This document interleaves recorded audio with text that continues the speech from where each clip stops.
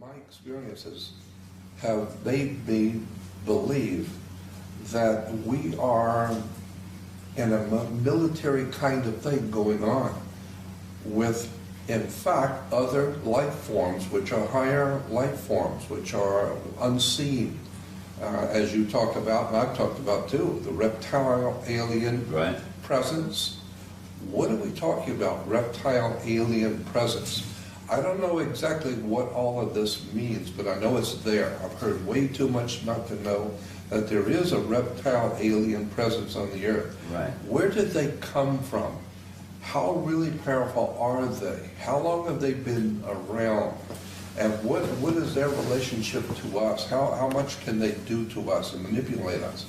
And when I had those two experiences, those experiences told me that there's some kind of a real dangerous military action going on.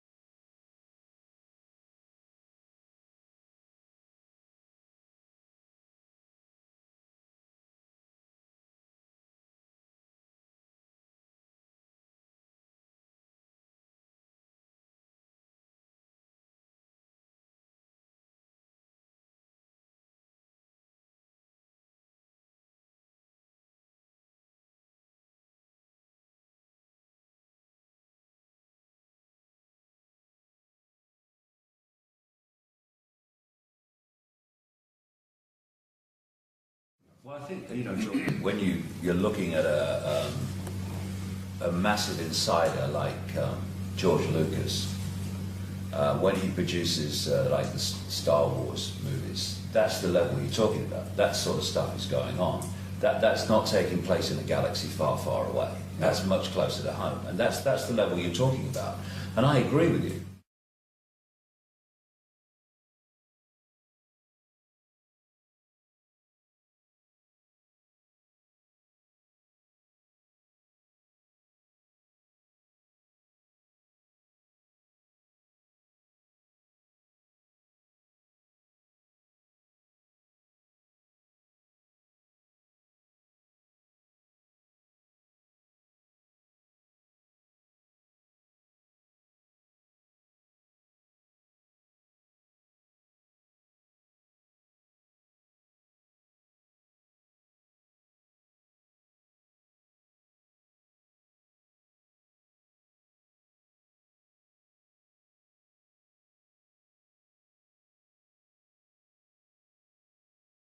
The Reptilians pretended to be Pleaidians talking to you. Oh, all the time. But never humans. No. Oh, no. They think human. They look down on humans. They think they're just retarded cattle. But they do. They hate the Pleaidians, but they have amazing respect for the Pleaidians.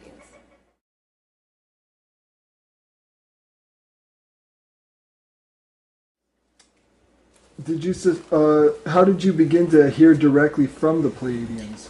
I hit the record button in my software in my SoundForge software. I was always experimenting. I hit record, and I didn't have a recorder, nothing going in. So and I let it run for a minute, and there was just this flat line. There were no wave patterns. So I pumped it up, and it was shh, a lot of white noise, and I started to hear these people saying, "We're the Pleaidians, we're trying to talk to you." And then I was like, I reversed it right away, because I didn't want to be jerked around again, and they said the same thing. And they said, "We're trying to help the people there on Earth, we're trying to save their lives." And I had no idea what they were talking about. They said a lot of things. I'd say about half of which I could hear, because it was very, very soft. But they talked to me about how they tried to tell me about these reptilian aliens, that they were very vicious. They told me a lot of different things that over the period, it was about a 2-week period that I could hear them. After that, they told me that they said we lost the internet, which meant they lost their ability to communicate on my computer. Ever since then, I still get messages, but it's always in a reversal with somebody else speaking. It's not the direct conversations that I had for a while. And why is it that you suspect that the reptilians have such easy access and the Pleaidians have such a difficult time? They own this world inside of their net. We're in a lockdown. It's a force field.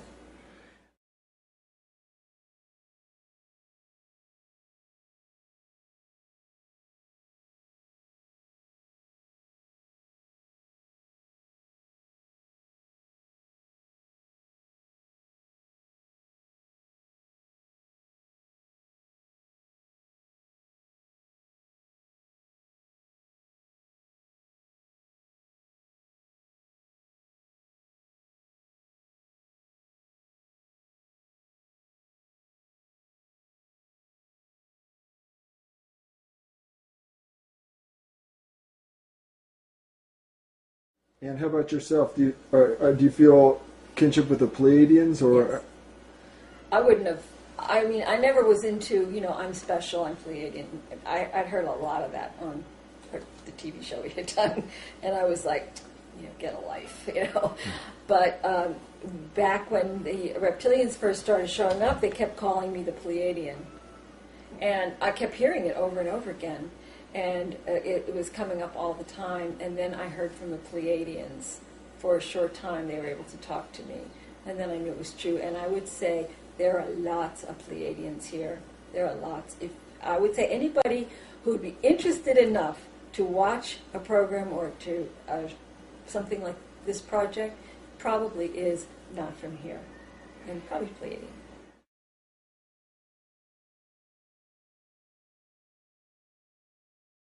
On this earth right now, dark forces that are from somewhere else, and there are good forces here from somewhere else, and that they are playing out some kind of a war, as we've been discussing, some kind of a control factor is being at war with some kind of a good force that's trying to save mankind during this transition.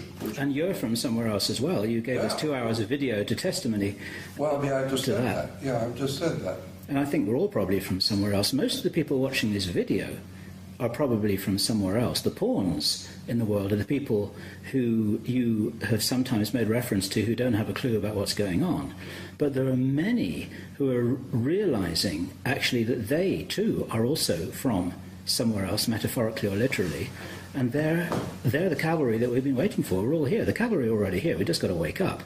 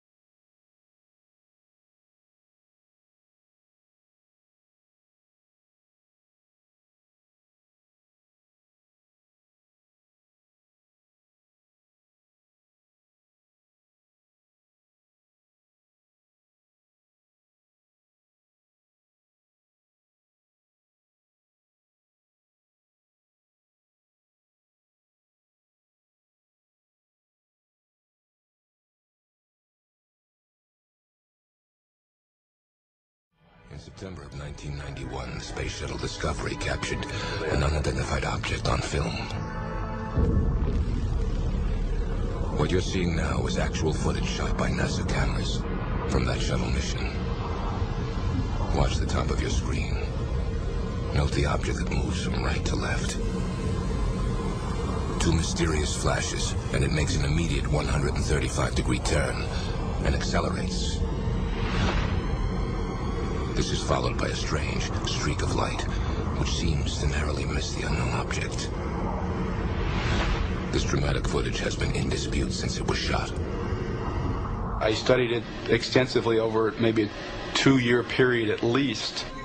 University of Nebraska physicist Jack Kasher worked for nearly 10 years in the research and development of a Star Wars defense system for the upper atmosphere. His quantitative analysis of the NASA footage concludes that the UFO cannot be explained as a natural phenomenon. It's clearly above the atmosphere and air glow of the Earth. It maneuvers, it changes direction, it accelerates, and so the only thing really left is spacecraft. Others think this object is simply a small ice particle floating a few feet from the shuttle. Ice particles are a common waste product of the numerous shuttles that have orbited Earth. But Kasher is convinced NASA has recorded strong evidence of a large, intelligently controlled alien space vehicle.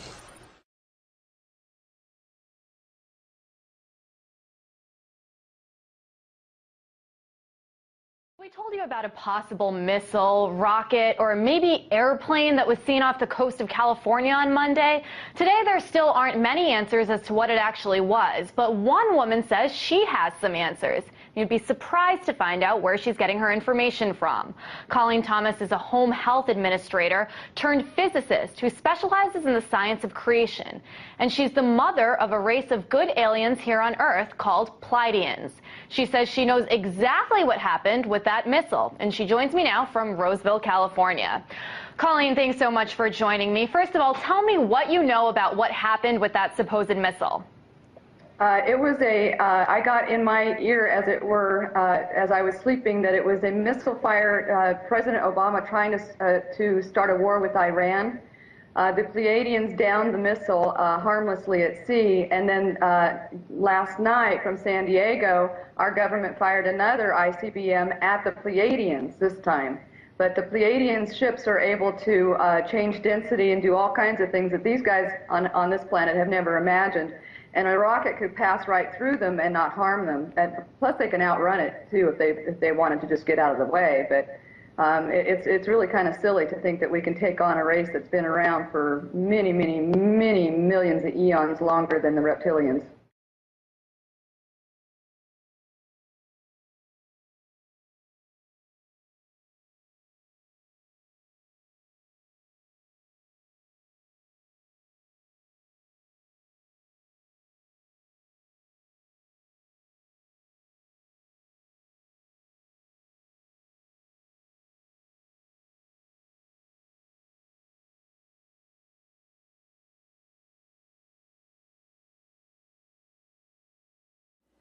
They transport bodies, body parts, and astral humans to Mars and to Orion, and they traffic in these. It's a big, big commerce.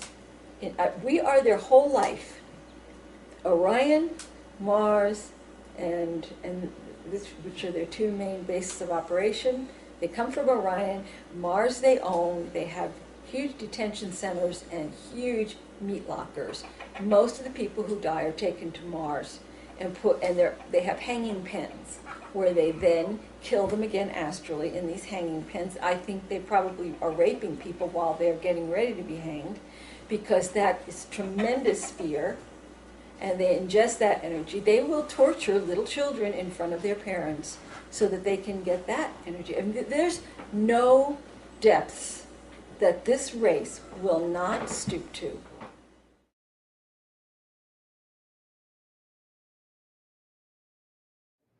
And really briefly, Colleen, some people might not know exactly who the Pleaidians were, so why would President Obama want to fire an ICBM at the Pleaidians? Because they're here to rescue the human beings who are being enslaved on this planet and forced into a paradigm of a super oligarchy that favors the Bilderberg Group and the Illuminati and is completely and utterly without any conscience towards the human beings whatsoever. They poison us deliberately in order for us to have to buy pharmaceuticals so that they can string our miserable little lives along on pharmaceuticals for the rest of our aging days. There's no need for us to be in the kind of physical condition that we are in. But they put chemtrails, in collusion with BP, British Petroleum, they put chemicals in jet fuel, and those chemicals end up getting sprayed in these minute particulates that rain down on our food, on our crops, and in our water. There's lithium in those chemtrails. There's also fluoride and a lot of other heavy metals that are dispersed in the air as chaff, so that the American government can talk to one another militarily without being listened in upon by other foreign countries. They know this stuff is toxic for us, but there's money in toxifying us. And so they work in collusion with the pharmaceutical companies with these backdoor deals, changing the laws and making everything favorable for these guys, but not favorable for the humans whatsoever. Humans are just commerce to these people, and they're also meat to these people. They not only kill and eat us, they sell our dead bodies on a meat market of their own kind that goes passing by here every 50 years, and I got that straight from a CIA agent.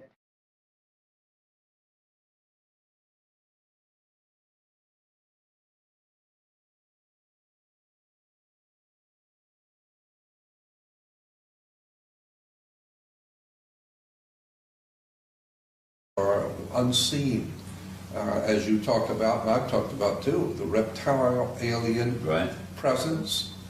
What are we talking about, reptile alien presence? I don't know exactly what all of this means, but I know it's there. I've heard way too much not to know that there is a reptile alien presence on the earth. Right. Where did they come from? How really powerful are they? How long have they been around? And what is their relationship to us? How much can they do to us and manipulate us? And when I had those two experiences, those experiences told me that there's some kind of a real dangerous military action going on.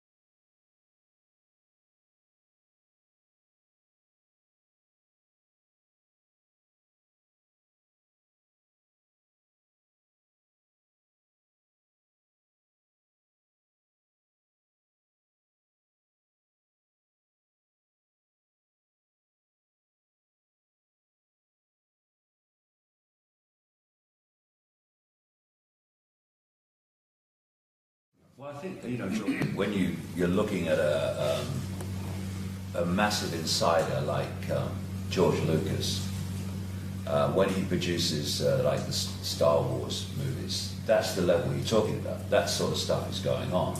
That's not taking place in a galaxy far, far away. That's much closer to home. And that's the level you're talking about. And I agree with you.